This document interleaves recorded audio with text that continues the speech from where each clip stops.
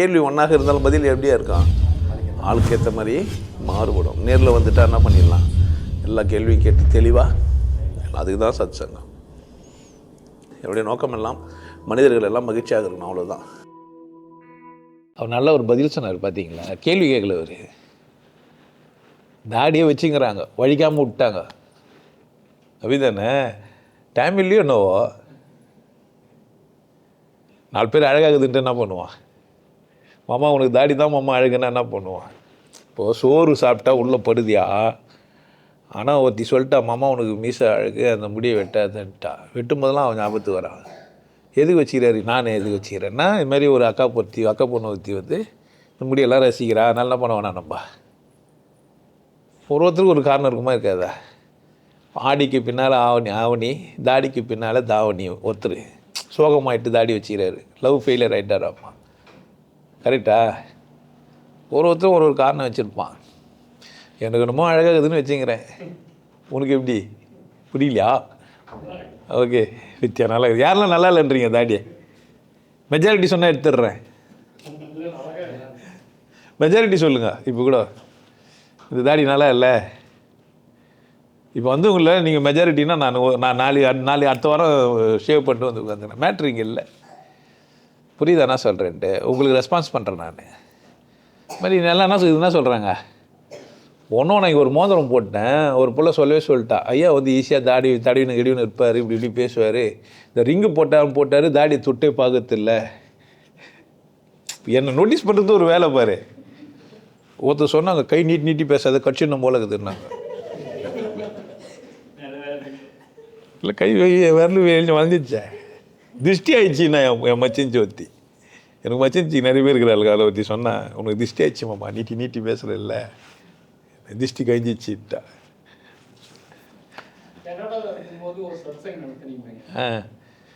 Loose ஏர் விட்டு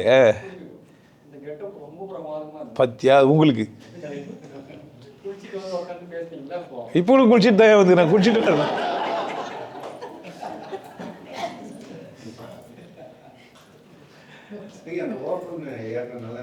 அப்படியா? பாடுறா ரெண்டாவது ஆள் நீங்களுமா? இப்போனா குடும்பம் அவுத்து விட்டுருவா.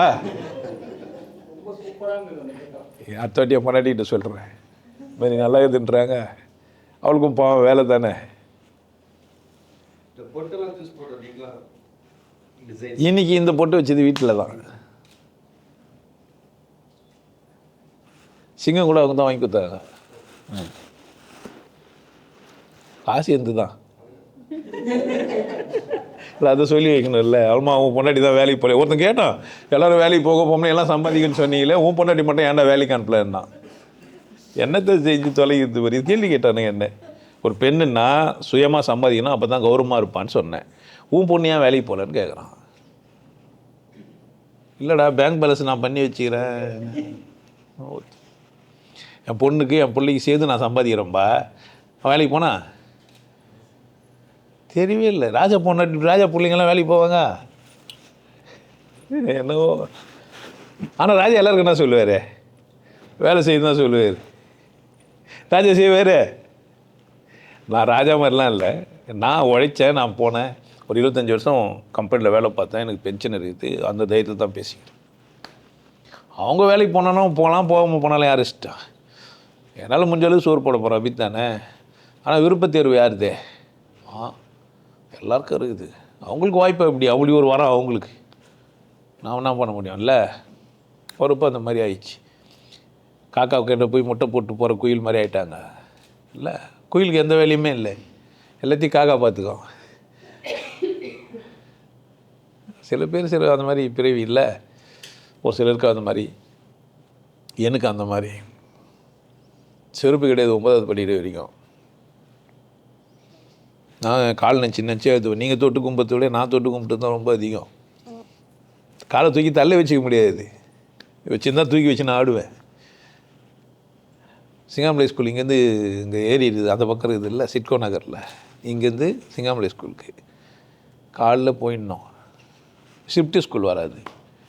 இந்த கால்கள் அந்த மாதிரி கால்கள், புரியுதா என்ன சொல்கிறேன்ட்டு? 2 டயர் போட்டு சைக்கிள் ஓட்டின ஒரே ஆள் நான் தான். சயின்டிஸ்ட்டு நான். பஞ்சர் ஆகிடும், சைக்கிள் காற்றடினா அந்த வேலையே கிடையாது. ஒரு டயரை வச்சு கம்பியெல்லாம் எடுத்துகிட்டு மச்சி உள்ளே போட்டு டயர் இப்போ வருது இல்லை டயர்லாம் 2 டயர் போட்டு இதெல்லாம் டியூப்லெஸ்ஸு. ஆமாம், நான் வந்து டயர் 2 டயர் போட்டு வண்டி ஓட்டினேன்.